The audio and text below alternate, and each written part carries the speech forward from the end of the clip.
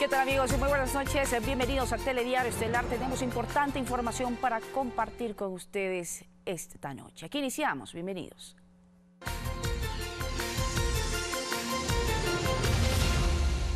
Prisión preventiva y difusión roja en contra del expresidente Rafael Correa Delgado. Así lo dictaminó la jueza Daniela Camacho. El canciller de la República, José Valencia, informó que los cuerpos encontrados en Tumaco, Colombia, son probablemente de la pareja ecuatoriana secuestrada meses atrás por alias Guacho. El Gobierno Nacional y el Banco de Desarrollo de América Latina firmaron un acuerdo para la construcción de una universidad pública en Santo Domingo de los Áchilas. En lo internacional, en México inició la transición de mando presidencial. Hoy Andrés Manuel López Obrador se reunió con Enrique Peña Nieto.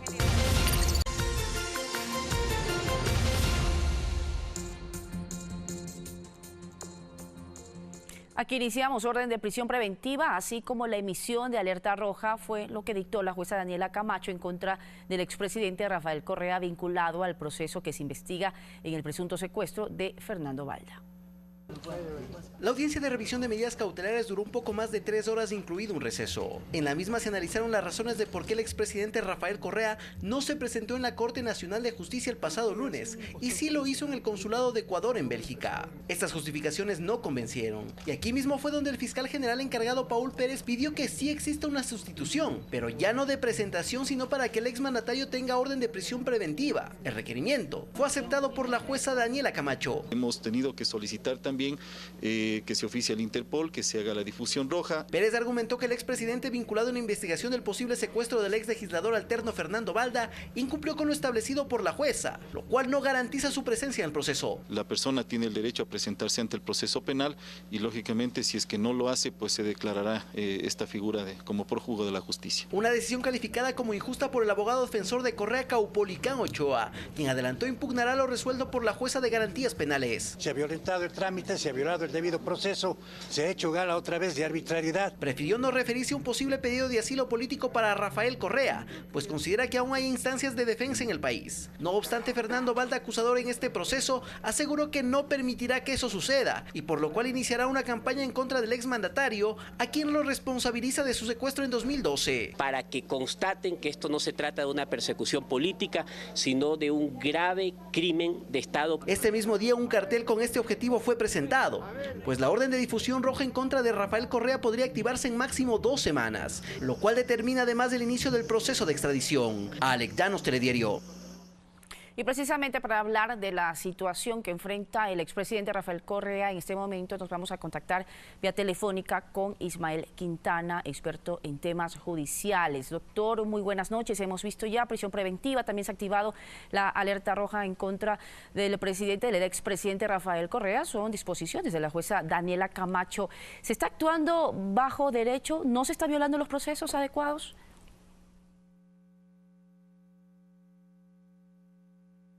De Telediario. A ver, efectivamente, ¿qué es lo que ha ocurrido acá? La jueza Camacho en principio había ordenado o dictado una medida cautelar alternativa a la privación de la libertad, que consistía en que el expresidente Correa se presente periódicamente ante la Corte Nacional de Justicia. Eso debió ocurrir, como todos sabemos, ayer. Esa presentación no se ha verificado y por lo tanto hoy en la audiencia lo que ha ocurrido es que el fiscal ha solicitado, como debía ocurrir, que la juez cambie esa medida por la de la privación de la libertad, por la prisión preventiva. ¿En razón de qué? En razón de que el expresidente Correa incumplió con la medida cautelar que inicialmente se le había dictado. Eso es posible según el Código Orgánico Integral Penal. Ahora, lo que sí resulta llamativo es la oportunidad en la que el fiscal ha hecho esta petición de dictación de prisión preventiva, porque tenga usted presente que conforme lo permite también el Código Orgánico Integral Penal, cuando la orden de prisión preventiva es dictada en la etapa de instrucción fiscal, como es en este caso, se puede apelar. De hecho, el abogado del expresidente Correa ha anunciado que va a apelar. Lo adecuado, a mi juicio, hubiera sido que esta orden de prisión preventiva se dé cuando ya haya un auto de llamamiento a juicio, porque en ese evento esa orden no puede ser apelada. Pero Vamos a ver qué ocurre. Eso es lo que está pasando hasta ahora. Pero procedente es, efectivamente, según el Código Orgánico Integral Penal, según la propia Constitución, se podía dictar y se debía dictar prisión preventiva ante el incumplimiento de la medida cautelar de presentación periódica en la Corte Nacional de Justicia. Bueno, de hecho, doctor, el 2 de julio era el día que debía presentarse el expresidente Correa al despacho de la Corte. Sin embargo, no lo hizo, se presentó en el consulado en Bélgica. El cuerpo consular está dispuesto dentro del COIP como una plataforma donde se pueden seguir estos procesos. A ver, cuando el juez ordena una medida cautelar de presentación periódica ante la autoridad, tiene dos opciones. La una, que esa presentación se haga ante la judicatura que está llevando el proceso, en este caso ante la Corte Nacional de Justicia. La otra opción es que el juez delegue la verificación del cumplimiento de esa medida cautelar a otra autoridad. En el caso del expresidente Correa, la orden fue clara por parte de la juez Camacho. Debía presentarse ayer 2 de julio en la Corte Nacional de Justicia. ¿Hizo eso el expresidente Correa? No. Estamos frente a un ex jefe de Estado que pretende cumplir cuándo, cómo, dónde, ante quién y en la forma que él estima una medida cautelar. Una orden de juez competente.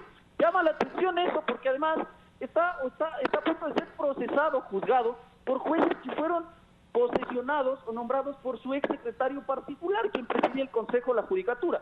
Pero más allá de eso, como le digo, se ha verificado el efectivo incumplimiento de la medida cautelar, con un aditamento más, que tendrán que tomar en cuenta los jueces que integren el tribunal que va a resolver la eventual apelación a la medida cautelar de prisión preventiva, que es este hecho, es decir, la voluntad manifiesta del ex jefe del Estado de incumplir con la medida cautelar previa de presentación periódica ante la autoridad para, por ejemplo, posibilitar que se caucione y se suspenda la medida cautelar de prisión preventiva. Ese hecho debe ser tomado en cuenta por el tribunal. Le insisto, a mi juicio, no cabría que se suspenda la medida cautelar de prisión preventiva por el hecho de que se conozca un recurso de apelación, inclusive si es que el abogado solicita la caución, porque como le digo, ha habido una voluntad manifiesta de incumplir la medida cautelar inicialmente ordenada. Ahora, doctor, en cuanto a la activación de la alerta roja en la Interpol, ¿esto es preciso? ¿Se puede realizar? Recordemos que estamos hablando de un expresidente que tiene fuero. Sí, pero no confunda inmunidades con fuero. Si el señor está siendo acusado, eventualmente va a ser acusado por el fiscal general del Estado, que es el fiscal del fuero, del ex presidente Correa, y está siendo procesado y eventualmente podría llegar a ser sentenciado por los jueces de la Corte Nacional de Justicia. Es decir, no se le está retirando el fuero del que el expresidente sigue gozando. Otra cosa es que, sin importar si el señor fue o no presidente de la República, habiendo una orden de captura por pesar sobre él una medida cautelar de prisión preventiva, se tenga que proceder a través de Interpol a buscarlo, a localizarlo y a capturarlo, y además para iniciar el procedimiento administrativo de extradición. Eso es lo que debe ocurrir. Pero yo le insisto, sería llamativo que eso ocurra ahora, en tanto en cuanto el abogado y él pueden interponer un recurso de apelación contra la medida cautelar de prisión preventiva. Y en la práctica procesal los penalistas conocen que en este tipo de casos se suspende, inclusive con la posibilidad de caucionar, como le digo. Inclusive con la posibilidad de caucionar. Entonces, por eso, procesal, oficialmente hubiera sido adecuado que esto se solicite ya estando en una etapa de juicio, no ahora, cuando posiblemente esa medida cautelar va a quedar insubsistente. También por su parte, la jueza ha dicho que la documentación presentada en la audiencia no está apostillada, no está certificada. ¿Esto qué significa? ¿Esta documentación carece de sustento en este proceso? Sí, lo que pasa es que aunque no estuviera certificada o estuviera apostillada o lo que sea, la presentación que el señor Correa hizo en el Consulado de Ecuador en Bruselas no tiene ningún efecto jurídico, solo equivale, como le debo insistir, a incumplimiento de una medida cautelar alternativa a la privación de la libertad, que ha dado paso a que la juez dicte contra él la medida de prisión preventiva. Es decir, aunque se haya presentado con todas las solemnidades del caso, eso solo comprueba la voluntad manifiesta del ex jefe del Estado de no cumplir con lo que ha ordenado el juez, porque además el ex jefe del Estado está confundiendo las facultades. Una es la facultad que tiene el fiscal para solicitar la imposición de una medida cautelar y otra la que tiene el juez, que conforme la ley penal es quien dicta y otorga una medida cautelar. Él dice que se ha presentado en el consulado de Ecuador en Bruselas en virtud de lo que ha ordenado o ha solicitado el fiscal general del Estado, cuando lo que se debió cumplir es lo que constaba en la providencia de la juez Camacho. Aunque se trata de un ecuatoriano que está residiendo en el exterior. Pero por supuesto, para eso están los procedimientos de extradición. El señor, por el hecho de residir en Bélgica, no le exime de tener la obligación y el derecho a la vez de venir, presentarse en el proceso y ejercer el derecho a la defensa. Nadie le está impidiendo que el señor ejerce el contradictor. Se abrajaba además... Como nos está mostrando la voluntad de no comparecer al proceso, entonces la medida cautelar debe agravarse y contra él debe pesar, como está ocurriendo, una orden de captura para que se aplique la prisión preventiva. Ya para finalizar, doctor Quintana, también se ha barajado la posibilidad de que el expresidente Correa pida asilo político en Bélgica. ¿Esto cabe dentro de este proceso? A ver, se está indicando que el proceso penal se ha iniciado por una posible asociación ilícita y un secuestro. Delitos de carácter común en nuestro derecho y entiendo también en el sistema jurídico del Reino de Bélgica. Por lo tanto, una petición de asilo político en esas condiciones no procedería, porque el asilo político, entre otros requisitos, requiere que el delito que se va a perseguir en el Estado requiriente sea considerado un delito de carácter político, de carácter militar o de carácter religioso. El secuestro y la asociación ilícita, en el caso actual, no son considerados delitos políticos, ni militares, ni religiosos, sino delitos comunes. Y en esos casos de delitos comunes, el asilo político no procede. Ahora, quien califica la naturaleza del delito como político, religioso o militar es el Estado asilante, es decir, en este caso posiblemente el Reino de Bélgica. Ahora le debo advertir, si el Reino de Bélgica decide otorgarle soberanamente asilo político de orden territorial al expresidente Correa, una orden de extradición en ese caso se torna improcedente porque usted no puede extraditar a una persona que goza de asilo político. Muy bien, muchísimas gracias por su tiempo, Ismael Quintana, doctor constitucionalista en este espacio de noticias. Vamos con más. Este miércoles en la ciudad de Pasto, en Colombia, se realizarán los peritajes para determinar si los cuerpos sin vida encontrados en Tumaco pertenecen a la pareja de ecuatorianos secuestrados el pasado 11 de abril por el grupo narcodelictivo dirigido por alias Guacho. Según el canciller José Valencia, existe una alta probabilidad que los cadáveres sean de Óscar Villasís y Katy Velasco. La noticia se la oficializó la tarde de este martes. Autoridades de gobierno confirmaron el hallazgo de 2 cuerpos en Tumaco, Colombia, y que podrían ser de la pareja de secuestrados la noche del miércoles 11 de abril en la población de Puerto Rico, en territorio colombiano, comarca cercana a San Lorenzo, en Esmeraldas. Habría una alta probabilidad, y en esto quisiera enfatizar, alta probabilidad de que esos 2 cuerpos correspondan a la pareja que fue secuestrada hace unas cuantas semanas aquí en nuestro país y que pues evidentemente hayan resultado víctimas mortales de ese secuestro. Las pericias forenses empezarán este miércoles en la ciudad colombiana de Pasto. Una comitiva integrada por delegados del Ministerio de Justicia, Policía Nacional, Fiscalía y de la Secretaría Nacional de Inteligencia acompañarán al proceso especializado. Viaje hasta Pasto, que es el lugar a donde han sido trasladados estos cuerpos y en donde tienen que practicarse las pericias médico-legales correspondientes. Por ahora, el fiscal encargado de la investigación, Wilson Toainga, ya se ha trasladado vía terrestre hasta Pasto para coordinar la realización de las primeras pruebas periciales a practicarse y la llegada de la comitiva de autoridades y familiares. Una vez de que se realicen estas experticias en el hermano país de Colombia, la Fiscalía, mediante la asistencia penal internacional, que es el protocolo de actuación que cabe para este tipo de diligencias y que sean válidas en el Ecuador, inmediatamente incorporará estas diligencias al proceso y se hará conocer lo que corresponda. Ustedes conocen que toda investigación aquí en el país La policía es cuerpo auxiliar de la Fiscalía. Así lo hemos estado llevando, lo hemos estado haciendo. Al momento que exista una confirmación de la identidad de los cadáveres, el gobierno dará a conocer la información a través de canales oficiales. Javier Ceballos, Telediario. Y los familiares de Katy Velasco y Oscar Villasís mantienen las esperanzas de encontrar con vida a sus seres queridos. Ellos insisten en que los cuerpos encontrados en Tumaco son 7, todos de sexo masculino. Han sido casi 3 meses de zozobra en este barrio de Santo Domingo de los Áchilas, en donde vivían Oscar Villasís y Katy Velasco, la pareja de ecuatorianos que fue secuestrada por alias Guacho, líder del grupo disidente Oliver Sinisterra. Desde el pasado 16 de abril, fecha en la que se difundió un video que se presentó como prueba de vida.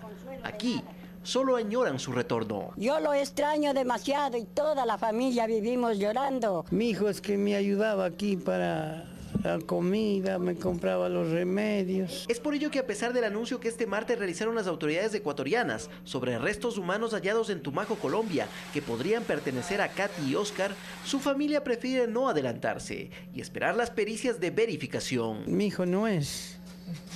Mi hijo está vivo porque tienen que asumir la pareja. Una hermana de Oscar, por ejemplo, está en Pasto, afirma Iván Villasís, y allí ya se realizó una prueba de ADN. Ahí la trasladaban esa prueba a Cali. Esta familia insiste en que los cuerpos encontrados fueron 7, todos de género masculino, que por eso confían en que los suyos continúan con vida. No obstante, en el Ministerio de Justicia se informó que los restos encontrados en Colombia son de un hombre y una mujer, por lo que hay que cumplir los protocolos para verificar su identidad. Alex Llanos, Telediario. Preste mucha atención, el ministro del Interior aclaró la situación de la niña de 12 años que fue presuntamente secuestrada en la zona limítrofe de la provincia de Sucumbíos. Mauro Toscanín informó que la menor de edad está embarazada. El responsable sería un joven de 23 años. La menor de 12 años estaba embarazada y fue raptada el pasado mes de junio de su aula de clase de una escuela unidocente del cantón Cascales en la provincia de Sucumbíos. Si bien es un hecho delictivo, es un hecho de orden familiar. Hay una pareja de ella de 23 años, me parece, y ya al parecer hasta vivieron juntos. La madre después pone una denuncia en el momento que supuestamente la comenzó la agresión con ella.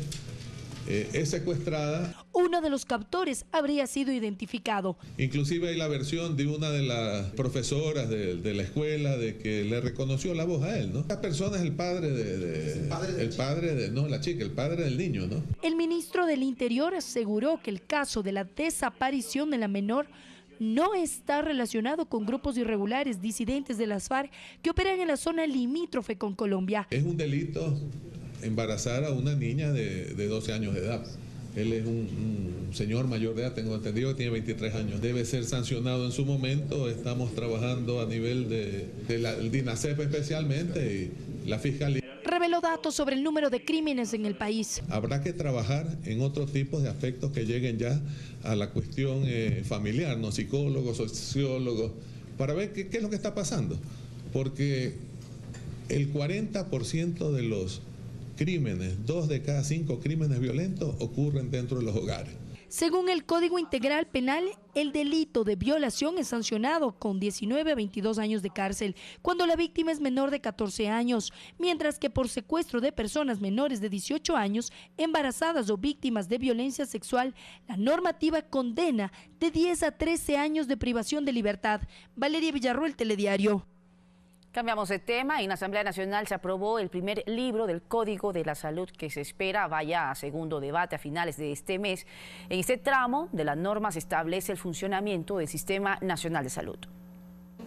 La Comisión Especializada en la Asamblea Nacional se encuentra tramitando el Código Orgánico de la Salud. En esta semana ya se aprobó el primer libro, en el cual uno de los nudos críticos era el Sistema Integral de Salud. Que la Constitución claramente lo establece, que en la ley se debe elegir la Autoridad Sanitaria Nacional. La Autoridad Sanitaria, que será el Ministerio, se encargará de dictar las políticas públicas. Además deberá planificar, regular, evaluar y vigilar las funciones del sistema de salud, lo que a varios legisladores no les parece adecuado porque el Ministerio pasaría a ser juez y parte. Para que exista una instancia independiente del Ministerio de Salud que haga el control para que existan pesos y contrapesos y de esa forma se pueda asegurar una atención de calidad de salud. Pero para evitar esa distorsión, aseguran se crea un Consejo Nacional, integrado por representantes del sector público y privado, que valorarán las prioridades para la elaboración de políticas en esta materia. Ahora, el CONASA va a tener una estructura diferente en donde va a apoyar en el tema de la regulación y control de toda la prestación de los servicios de salud. En este tramo del Código de la Salud se incluye el testamento vital, que no es otra cosa que la posibilidad del paciente de decidir sobre el tratamiento médico que podría recibir en un futuro. En vida tendrá que decirlo que no, una autorización para que no se lo reanime.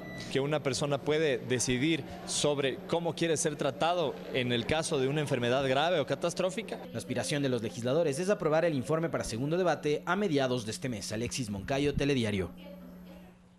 El presidente de la Asociación de Editores de Periódicos del Ecuador, Francisco Rocha, durante una entrevista en Telediario Estelar dio a conocer la posición de la AEDEP frente a las reformas a la Ley de Comunicación, las cuales vamos a reseñar a continuación.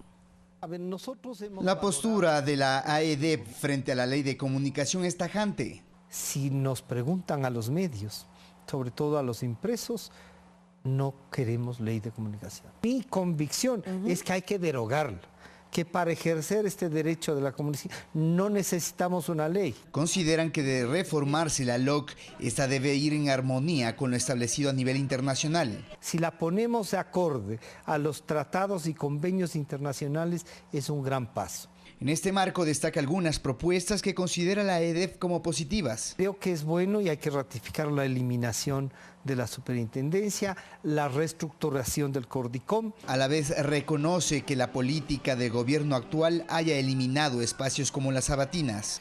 Cualquier condicionamiento al ejercicio de un derecho es una limitación. Maltratado en una sabatina, o 2 o 3 veces interrumpieron mi programa para decirme lo que les parecía. Pero eso no es libertad de expresión, eso es un abuso de poder. Advierte que la discusión sobre los salarios de los periodistas corresponde a derechos consagrados que no están en debate. Porque se siente claramente que lo que quieren es desviar la atención y nos tienen discutiendo cualquier cosa. Sobre la posibilidad de incluir en la ley mecanismos para transparentar la propaganda electoral, este gremio lo ve como algo favorable. Que justifiquen por qué tienen esas tarifas y por qué van a poner en tal medio. No que digan, yo quiero poner, ya está. César García, Telediario.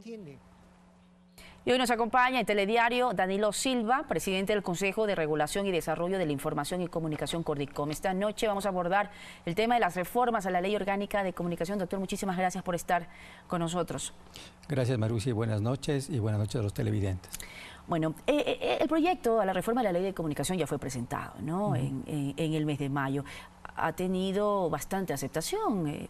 De hecho, existen ya 12 propuestas en firme que se tiene ya en la comisión y se espera que sea aproximadamente unas 18. ¿Usted desde la CORDICOM conoce de estos detalles? ¿Ha sido llamado a participar? Efectivamente, bueno, es estupendo lo que está pasando. No puede haber mejor ejercicio democrático.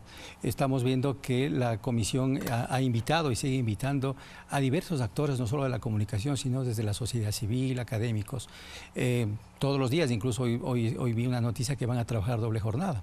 También esto ha generado que a nivel de las universidades, a nivel de las ONGs, a nivel de los periodistas, se generen foros, diversos foros que están alimentando y enriqueciendo este debate, lo cual hace mirar muy auspicioso lo que está sucediendo, porque eso va a garantizar que las reformas contemplen todo lo que los ecuatorianos necesitan para tener una mejor ley de comunicación. Sin embargo, doctor, en el camino se van dando situaciones. De hecho, ha llamado mucho la atención las declaraciones de Gina Benavides, de la Defensoría del Pueblo, al decir que no están preparados para asumir la administración delegada o esta transferencia desde la Supercom. Quiero invitarlo a ver unas declaraciones de Gina Benavides y luego analizamos. Gracias. La Constitución es clara, nosotros podemos activar garantías jurisdiccionales, ¿sí? Entonces, el proyecto de reformas a la Ley de Comunicación nos plantea eso. Entonces, yo lo que digo ahí, ya tenemos eso por la Constitución, de hecho, lo ejercemos también, nosotros tenemos esta competencia. Lo que hay discusión es en el tema de las medidas de protección y las medidas de restitución. He manifestado claramente que una medida de protección en materia de derecho a la comunicación es muy problemática porque nos puede llevar a procesos de censura previa. Y el espíritu de la Defensoría del Pueblo en la discusión de la ley es aportar. ¿Para qué? Para que se encuentre el mejor canal, el más adecuado, el que permita la garantía efectiva de los derechos, y nosotros lo hemos dicho, nos parece que es importante que, por ejemplo, no formemos parte del CORDICOM. El CORDICOM es una instancia de definición de política pública. Actualmente somos parte del CORDICOM. En el nuevo proyecto se nos pone como parte del CORDICOM y esto nos crea un problema porque nosotros somos una instancia de control. ¿Cómo yo puedo controlar si también estoy definiendo política? O sea, me contradigo. ¿Se les está añadiendo funciones nuevas o diferentes a la Defensoría del Pueblo? Bueno, previamente dejé de contestar la anterior pregunta. En efecto, fuimos invitados, tanto el secretario de Comunicación como yo, al seno de la comisión, en donde tuvimos la oportunidad de exponer varios aspectos de la reforma. Eso por un lado. Lo otro, creo que hay que tomar en cuenta un tema muy esencial. El proyecto presentado por el Ejecutivo es radical.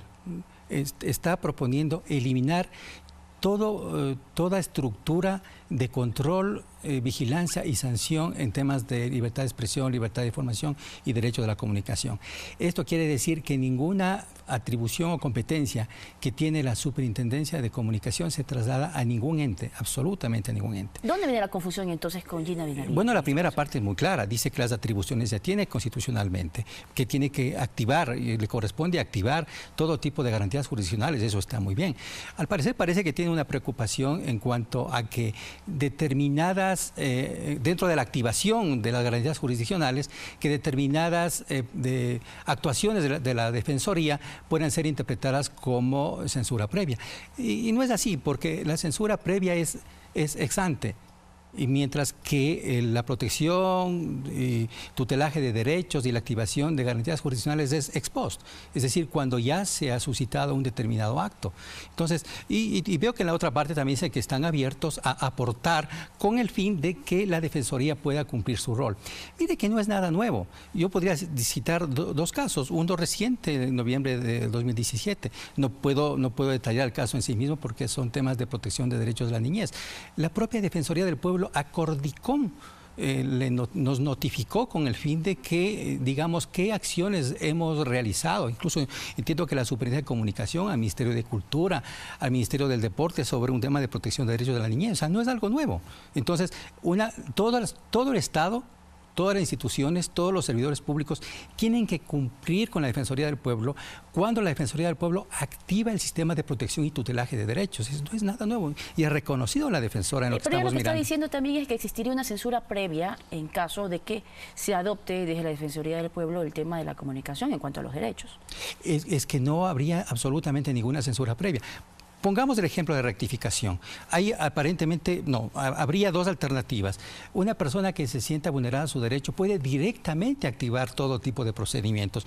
Por ejemplo, presentar directamente con el patrocinio de un abogado y como son garantías jurisdiccionales directamente sin patrocinio de abogado ante un juez competente. Pero eventualmente puede darse el caso de determinados ciudadanos o pueblos o comunidades que necesiten el apoyo y fundamentalmente el patrocinio de la Defensoría del Pueblo. Y hay una atribución y competencia prevista en la Constitución, en virtud de la cual está obligada la Defensoría del Pueblo en ese caso a patrocinar. Es decir, esas atribuciones están señaladas ya en la Constitución. En la Constitución. En la Constitución. Hay otro caso importante también de protección de derechos. El año 2015, cuando una organización o una fundación de la sociedad civil defensora de derechos de asociación y también de libertad de expresión estaba a punto de ser disuelta, la Defensoría del Pueblo actuó. Y es interesante ver, tampoco me parece pertinente citar el nombre de la organización, pero la SECOM, que era el ente administrativo que estaba realizando un procedimiento administrativo sancionador, en su motivación reconoció la participación de la Defensoría del Pueblo para no disolver esa organización. Ahí se estaban afectando al menos dos derechos fundamentales, el derecho de asociación y el de libertad de expresión. Y es importante esto porque es un precedente de que antes la Defensoría del Pueblo ya ha tenido actuaciones relevantes con el fin de proteger derechos. Que no lo hizo como debería haber hecho es otra historia, pero al menos en estos casos que le estoy citando se reconoce la labor que ha realizado la Defensoría del Pueblo. Entonces hay que puntualizar que al eliminar tajantemente todo tipo de control y sanción administrativo, lo que nos queda es la responsabilidad ulterior. ¿En manos de quién? En manos de los jueces competentes, tanto cuando actúan como jueces de garantías jurisdiccionales, como eventualmente los temas de civiles y penales en jurisdicción ordinaria. Pero no se estaría creando una administración sancionatoria paralela. Es que la Defensoría del Pueblo, y está bien que no tenga, no tiene facultad sancionatoria, porque no es un ente administrativo de control y sancionatorio, es un ente de precautelamiento, de protección y tutelaje de derechos humanos.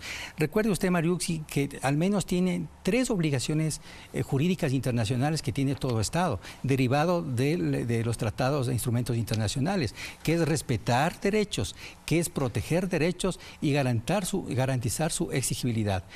En los ordenamientos jurídicos como el nuestro, ¿quién protege y tutela esos derechos? La Defensoría del Pueblo. Vamos en ese momento, quiero invitarlo también a escuchar otra de las reacciones que se han generado en torno precisamente a este debate que se está realizando del proyecto de la Ley de Comunicación. Santiago Guarderas, vamos a escucharlo. Creo que todavía queda pendiente el tema de las normas deontológicas, que son códigos de valores, que se presentan como normas obligatorias. Y entonces sigue siendo la ley de comunicación una ley punitiva, porque si bien se han eliminado las multas que se establecían en la ley original, hay la posibilidad de que un ciudadano pueda acudir con fundamento en la ley de comunicación a presentar acciones civiles, penales, constitucionales, administrativas y obviamente pedir una indemnización que todavía no está fijada y que por tanto quedará a criterio del juez la determinación de esa indemnización. Se elimina la Supercom, pero no se elimina la normativa que regula todo este proceso de comunicación. Si yo mañana, por ejemplo, considero que no se me ha dado la oportunidad de una réplica o una rectificación, podría plantear un proceso en contra del medio de comunicación. Si bien ahora la idea, que inclusive ha sido rechazada por la Defensoría del Pueblo, es que vaya a la Defensoría del Pueblo, la Defensoría tomaría medidas inmediatas y obligatorias para proteger, y hay un término que incluye restituir. Esa no es una facultad que esté en la Constitución, sino la Defensoría Pública iniciaría un proceso ante un juez civil, penal, lo que corresponda. Porque tampoco tienen la capacidad para juzgar. Exactamente. Entonces tendría que entrar a un proceso judicial en el cual se establecería cuál es el monto de los daños y perjuicios causados por ese incumplimiento. La Ley de Comunicación, con todas estas reformas ya presentadas, ¿continuaría siendo una ley punitiva? En absoluto, porque si se eliminan todas... Todo el articulado en el cual se atribuía competencia y atribuciones a la Superintendencia de Comunicación, ya no existe un ente que va a sancionar. Entonces no puede ser punitiva. Lo que se está proponiendo es articular, la reforma están proponiendo, es articular la ley al ordenamiento jurídico internacional, que son tratados y estándares internacionales. ¿Qué quiere decir esto? Como sostenía hace un momento, que el Estado, todo el Estado, no solo el gobierno, eso quiere decir sector privado, la estructura administrativa del Estado, las organizaciones de la sociedad civil, todas las personas estamos obligados a cumplir esos tratados y convenios internacionales. Son obligaciones internacionales. Entonces, la transformación es que se activa un sistema de protección y tutelaje de derechos. ¿Qué existe para eso? Las acciones jurisdiccionales, por ejemplo, y no es nada nuevo. Las garantías jurisdiccionales existen, al menos en la última, el cuerpo de normativos, desde el año 2009. Ahí está previsto que cualquier ciudadano puede presentar la acción de habeas data para el caso de rectificaciones y réplica. Acciones de protección para el caso, por ejemplo, de vulneraciones de otros derechos y también para actos de discriminación, ojo. Entonces, ya hay en otros cuerpos normativos. Lo que decía el doctor Guarderas, por supuesto que la Defensoría del Pueblo está llamada y está obligada a patrocinar las acciones que correspondan. Obviamente tendrá que hacer una evaluación, tendrá que hacer una ponderación de derechos para acudir. Dice Santiago Guarderas, que se podría estar dando pie a criterios subjetivos, a una inseguridad jurídica, ¿cierto? Al contrario, hay total seguridad jurídica porque los estándares internacionales ya nos marcan. Mire que hay sentencias desde el año 2001 a nivel solo del sistema interamericano, en donde, por ejemplo, hay algunos que dicen, tenemos temor de que haya una aplicación desproporcionada de las indemnizaciones. Primero, en materia de protección de derechos, uno de los elementos técnicos es la compensación económica, porque no necesariamente tiene que ser un tema indemnizatorio, pero pensemos que fuera indemnizatorio. Hay estándares internacionales que dicen, en materia de libertad de expresión, que no podrán ser desproporcionados y abusivos al punto que puedan también convertirse en inhibidores y disuasores de la libertad de expresión. Es decir, jamás podría, si uno aplica el estándar internacional, jamás podría ningún juez de la República emitir una sentencia desproporcionada. Entonces, hay total seguridad jurídica. Al contrario, el momento que las reformas de la ley de comunicación restablecen que todo el tema de libertad de expresión, libertad de información y derecho de la comunicación estén en el gran paraguas de los tratados, convenios internacionales y estándares internacionales, es la gran garantía de que nadie pueda sustraerse de eso. Es más, existen importantes precedentes jurisprudenciales que dicen que incluso con una sentencia judicial, incluso del más alto tribunal, se podría vulnerar el tratado internacional y por ende el Estado podría incurrir en responsabilidad internacional. Ahora, doctor, antes de finalizar. Si me permite. Sí, entonces, enfocar las reformas a la ley de comunicación desde la visión de las actuaciones de la Superintendencia de Comunicación, creo que ahí viene la confusión, no solo del doctor Guarderas, sino de algunas personas. Si se enfoca desde el sistema de protección de derechos, en donde existe una sinergia de protección de derechos, en donde, recuerde usted que los derechos humanos son interdependientes, no hay ninguno está sobre otro. Lo que existe es que en un momento determinado puede ser que alguno tiene que ceder frente a otro. Y hay mucha jurisprudencia internacional que dice que en tratándose de libertad de expresión, tendrá preeminencia la libertad de expresión. Porque le escuché en la entrevista también más detallada. En efecto, la opinión consultiva 85, sobre la cual se han desarrollado muchas sentencias, dice que la libertad de expresión es la piedra angular de la democracia. Y sobre eso hay vasta jurisprudencia. Ahora, debo finalizar la entrevista, sin embargo, también quiero señalar, bueno, ya esta ley de comunicación va a cumplir aproximadamente 5 años y ha sido objeto de diferentes cuestionamientos, ¿no? Sobre su aplicación. Sin embargo, son varios sectores los que han apoyado este espíritu presentado por el gobierno de las reformas a la ley de la comunicación. Un ejemplo es la asambleísta de Loja, Yanine Cruz, asambleísta creo que ha replicado precisamente estos lineamientos. ¿De qué forma ustedes van a seguir socializando y precisamente también dando a conocer cuáles son los verdaderos lineamientos los cuales precede esta ley de comunicación? Bueno, saludamos el escuchar a la asambleísta Cruz, que está apoyando el proceso de reforma y está siendo muy proactiva, porque esto, como le decía, es auspicioso, porque va a permitir que mejoremos la ley de comunicación y fundamentalmente está alineada a los estándares internacionales.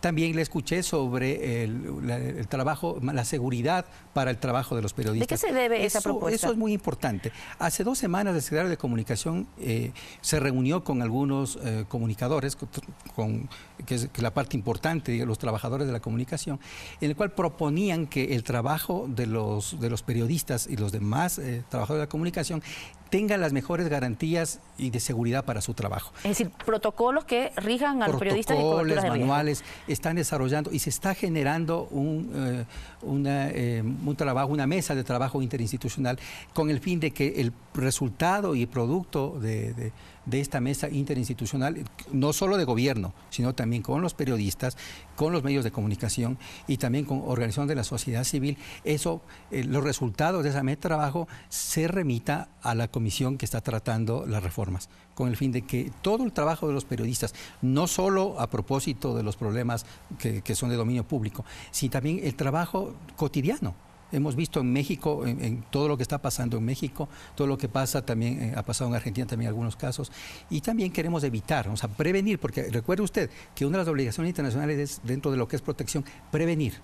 Y esto creo que es una actuación importante que ha salido del gobierno, y también me parece importante rescatar que está apoyando a la asambleísta Cruz. Muy bien, muchísimas gracias, doctor, por acompañarnos en este análisis del proyecto de la Ley de Comunicación. Vamos con más noticias. Para el año 2020, Santo Domingo de los Áchilas contará con una universidad pública. Los detalles al volver. Uno de los primeros pasos para la construcción de la universidad pública en la provincia de Santo Domingo de los Áchilas fue la suscripción del convenio de cooperación entre la Secretaría de Educación Superior, CENESID, y el Banco de Desarrollo de América Latina, CAF, mismo que tendrá 2 fases. El paso inmediato que estamos dando es la suscripción con CAF de un crédito no reembolsable para avanzar en el Plan Masa y en el diseño de esta universidad. Y el punto culminante de este apoyo es la determinación del crédito de aproximadamente 35 millones de dólares con el cual iniciaremos la construcción, yo espero, en los primeros días del próximo año. Sabemos que esta región tiene mucha potencialidad en el tema del sector agropecuario, agrotecnológico, sin embargo tenemos que conocer con mayor detalle cuáles son las carreras que se van a proponer. Esta universidad permitirá ampliar y diversificar la oferta académica en la provincia, que inicialmente beneficiará a 3.000 jóvenes bachilleres. Esta es una zona que tiene, para que ustedes se hagan una idea, 10 puntos por debajo del promedio de la tasa de educación superior. Muchas personas son de bajos recursos, muchas personas no pueden costear una universidad privada o no se pueden ir a otras partes. Un enfoque a los estudiantes, porque así tenemos oportunidad de conseguir títulos. La institución de tercer nivel se levantará en 110 hectáreas de terreno entregadas en comodato por la ESPE. El presidente Lenín Moreno participó de este evento, en donde también compartió con jóvenes estudiantes. No existe un futuro para un país, no existe un futuro para una familia, no existe un futuro para una persona, si es que ese futuro no incluye la educación. Posteriormente acudió a la sesión solemne que se efectuó por el aniversario número 51 de cantonización de Santo Domingo. Gracias por confiar en su gobierno, tanto como nosotros lo hacemos con el pueblo santodomingueño, que de toda la vida tiene el mérito de ser noble, de ser trabajador incansable, de ser rico en tradiciones, rico en cultura. Una vez culminadas sus actividades, el mandatario regresó a la ciudad de Quito. Con imágenes de Javier Salazar y David Santillán, desde Santo Domingo de los Áchilas, Olga Velasco.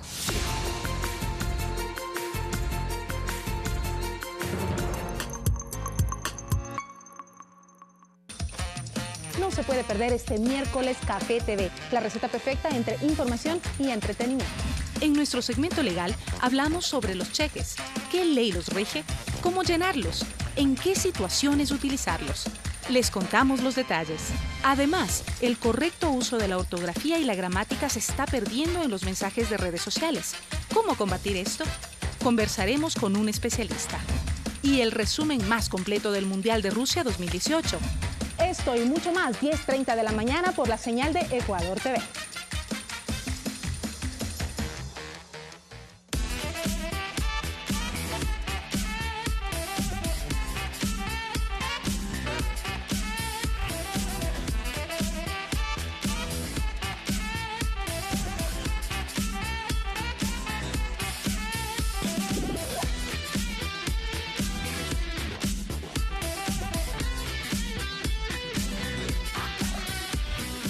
.93 Ecuador, un programa viajero para conocer ecuatorianos.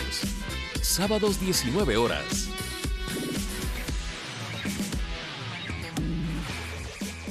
Forma parte de nuestro club de suscriptores de Diario El Telégrafo por $13,90 mensuales.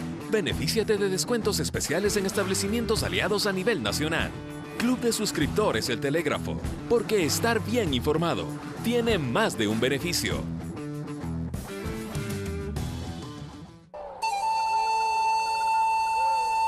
Una vez al año, el Runa andino desordena, la Pachamama, desordena el universo. Misticismo, tradiciones ancestrales, cultura, cargadas de música, ritmo y sabor. Ecuador de fiesta, todos los domingos 18:30 por Ecuador TV. Volver a empezar, para compartir la vida, para celebrarla, para agradecerle siempre y para perdonar. Que no se apague el fuego. Y vamos a comer a lo de Beto, que no se guacamole, carne con frijoles. En otro cielo brillará esa estrellita del amor. Él se acercó, le preguntó si andaba bien. Llegaba a la ventana. Musicales. Marcamos el ritmo de tu corazón. Todos los viernes, 23 horas. Por Ecuador TV.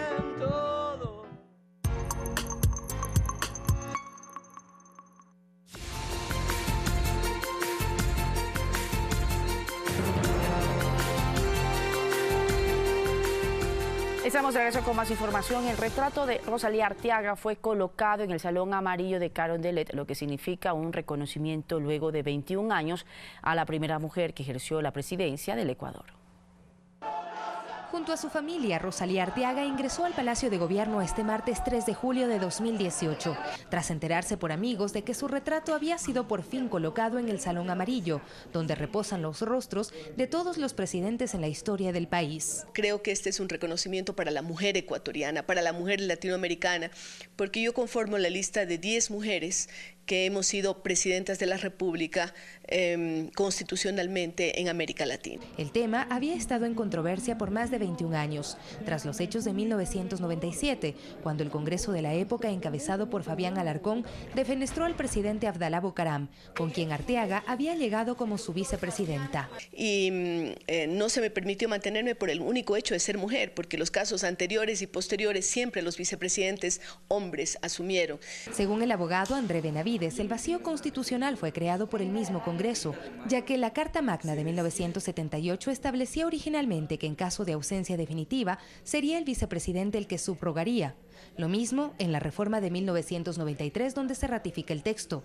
Sin embargo, en el Congreso presidido por encargo de Fabián Alarcón a Franco Romero Loaiza, actualmente asambleísta, se deja el vacío y se establece solo la ausencia temporal. En la codificación generaron ese vacío normativo y ellos mismos son los que finalmente terminan posicionándole al doctor Fabián Alarcón como presidente interino de la República. Con estos antecedentes, los hijos y hermanas de Rosalía Arteaga celebran que el gobierno haya decidido reconocer a la primera mujer presidenta del país. Un tema muy simbólico, pero que demuestra la justicia que se está haciendo. Ella ha demostrado poder servir al Ecuador sin estar en cargos públicos los últimos 21 años. Su móvil siempre ha sido la educación. Ella conjuntamente formamos la Fundación Fidal, que actualmente lleva adelante proyectos en todo el país y en toda Iberoamérica.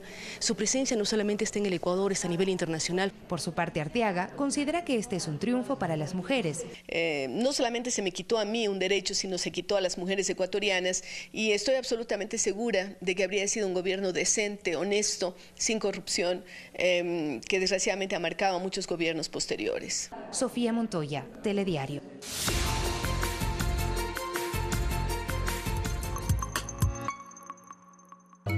Si el mundo es real, la palabra es irreal.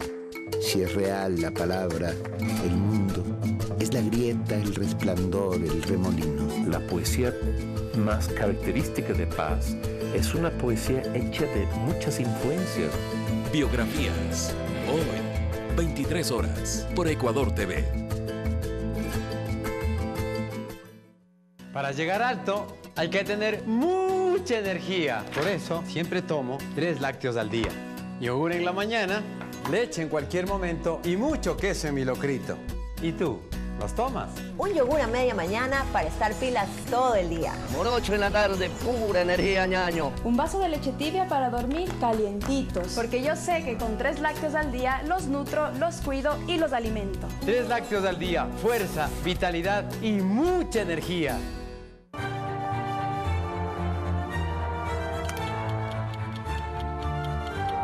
Ideas diversas, Posiciones contrapuestas. Perspectivas diferentes. Nosotros nos enfocamos en los argumentos. Ustedes sacan las conclusiones. Blanco y negro. Todos los domingos 21 horas.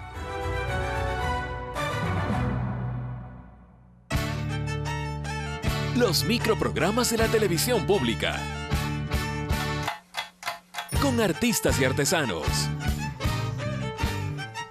Historia y cultura. Deporte y aventura. Sabor y tradición. Los microprogramas de la televisión pública.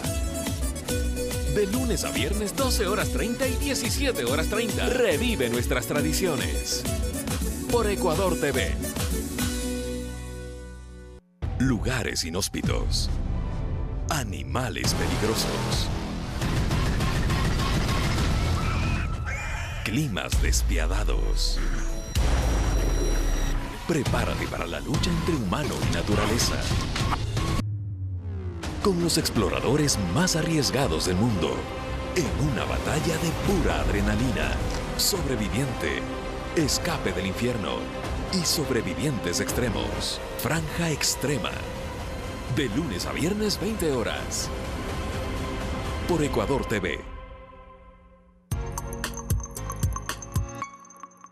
Las noticias internacionales llegan con el auspicio de 3 lácteos al día, fuerza, vitalidad y mucha energía.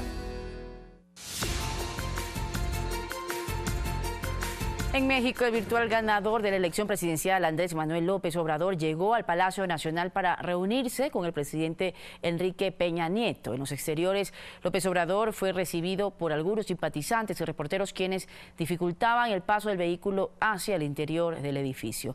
El representante de la coalición Juntos Haremos Historia dijo estar tranquilo y seguro con el respaldo ciudadano. En redes sociales circularon algunas imágenes del encuentro con Peña Nieto. Y las autoridades de Nueva York lanzaron un plan para atender a niños y niñas migrantes y ven con preocupación la condición física y emocional de los casi 400 menores de edad que fueron separados de sus padres.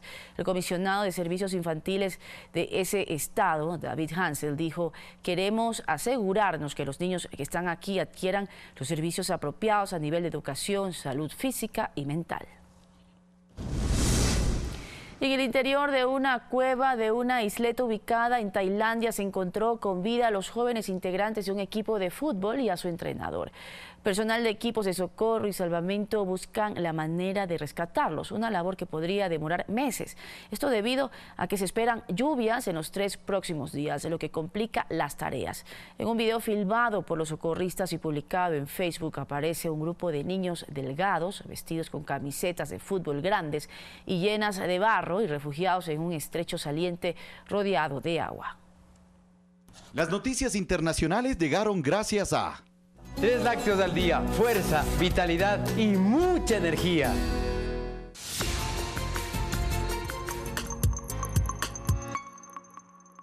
Vive el Mundial de Rusia 2018 con la mejor alineación mundialista. Desde Rusia, en la delantera, David Lucero y Andrés Guzmán nos traen todos los pormenores de esta fiesta deportiva. Desde Ecuador, en el medio campo, Diego Valencia, Cristi Alvarado, Fernando Estrada y Jorge Valdeón llegan con el análisis más completo de los partidos, jugadores y goles que marcarán cada jornada. Y en la defensa, Yayo Vicuña nos trae invitados especiales, música en vivo y el mejor ambiente futbolero. El Mundial de Rusia 2018. Solo lo disfrutas en Fanático Mundialista. De lunes a viernes a las 22 horas. Por Ecuador TV.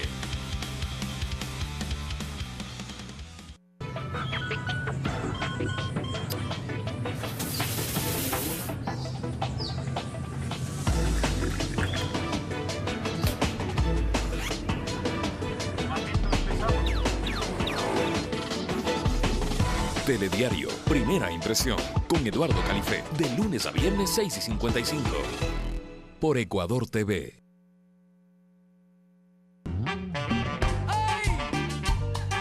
Música, fama y éxito. ¿Qué hay detrás del escenario? Justamente vamos a viajar a Guamote. No pueden ni mantequillar el molde. El rulimán de la parte de atrás parece que se desgastó. Yo queriendo ir al gimnasio y el gimnasio cerrado. Estamos atrasados. Cuando las luces se apagan. Todos los domingos a las 18 horas. Por Ecuador TV. Los hechos que marcan la historia están en Informe Mundial. Sábado, 21:30. Hicimos un programa con las historias que la ciudad tenía ganas de contar. Las calles son el escenario del programa. Allá me hice pandillero. Como taxista, es riesgoso la vida. Después de comer te sentirás culpable. Micromundos tiene una mirada comprometida con lo social. Si ven como yo lo hago, tú también lo puedes hacer. La magia existe. Suficientes son los problemas de un solo día, como para preocuparse por el futuro. Olvidamos que para poder llegar al otro lado, hay que empezar derribando el primero de Micromundos. Todos los martes y jueves, 19 horas. Por Ecuador TV. Grandes Maestros presenta a Alfonso Reyes Ochoa. La paz y la democracia pueden dar sus frutos, donde todos la respetan y aman.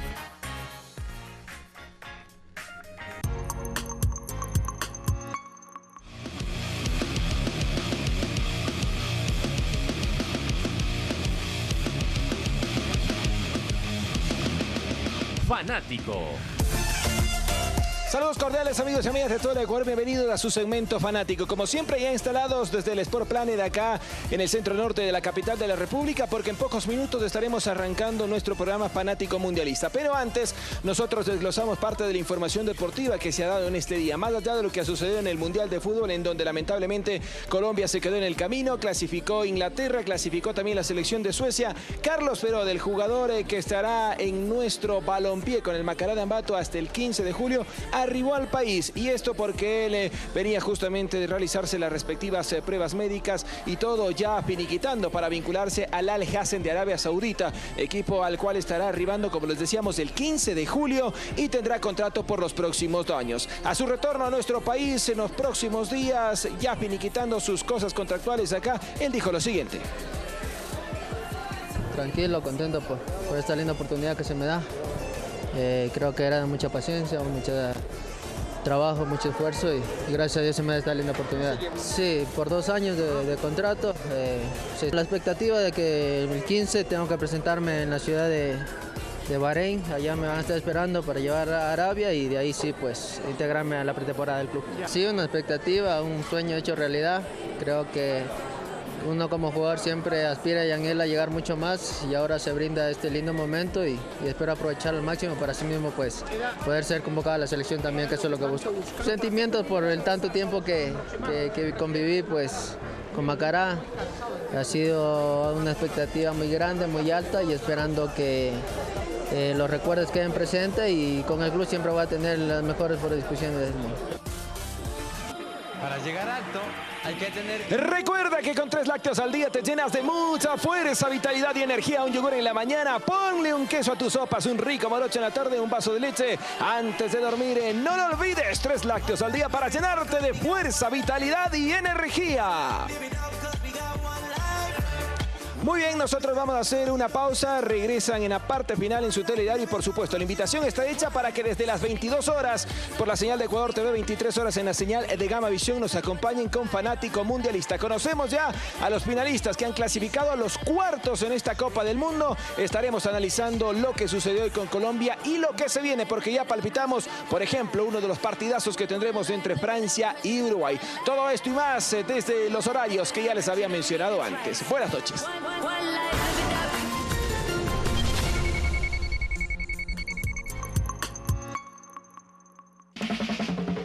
Desde la pantalla grande hasta tu casa, llegan historias de drama, comedia y romance. Desde España hasta Latinoamérica, recogemos personajes curiosos, fuertes, cercanos. Llega una selección del mejor cine iberoamericano a nuestro cine, cada sábado, 22:30, por Ecuador TV. Para llegar alto hay que tener mucha energía. Por eso siempre tomo 3 lácteos al día. yogur en la mañana, leche en cualquier momento y mucho queso en mi locrito. ¿Y tú? ¿Los tomas? Un yogur a media mañana para estar pilas todo el día. Morocho en la tarde, pura energía, ñaño. Un vaso de leche tibia para dormir calientitos. Porque yo sé que con 3 lácteos al día los nutro, los cuido y los alimento. 3 lácteos al día, fuerza, vitalidad y mucha energía. Forma parte de nuestro club de suscriptores de Diario El Telégrafo por $13,90 mensuales. Benefíciate de descuentos especiales en establecimientos aliados a nivel nacional. Club de suscriptores El Telégrafo, porque estar bien informado tiene más de un beneficio. Coyuntura mundial. Adentrarse en la historia. Reflexiones a profundidad. Enfoque mundial. Con Fabricio Ceballos. Todos los sábados 21 horas. Por Ecuador TV. Si el mundo es real, la palabra es irreal. Si es real la palabra, el mundo es la grieta, el resplandor, el remolino. La poesía más característica de Paz es una poesía hecha de muchas influencias. Biografías. Hoy, 23 horas, por Ecuador TV.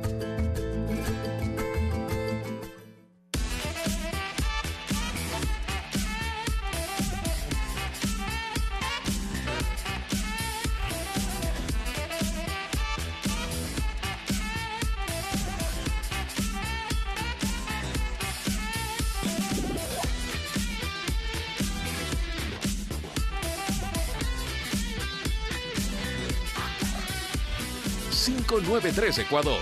un programa viajero para conocer ecuatorianos. Sábados 19 horas.